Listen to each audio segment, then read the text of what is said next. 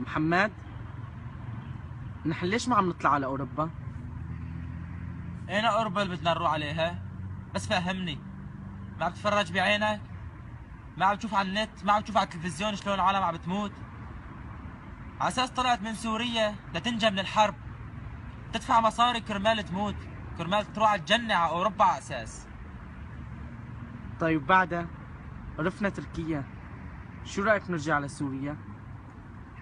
على اساس احسن؟ ما عم تتفرج شلون الوضع بسوريا؟ ما عم بتشوف فروض نزلنا؟ ايش بدنا نساوي؟ شلون بدنا ناكل؟ شلون ايش بدنا نشتغل؟ نحارب. مين؟ فهمني مين؟ الحر للنظام، هاد عم يقتل هاد، هداك عم يقتل هداك، ونحن رايحين بين الاجرين.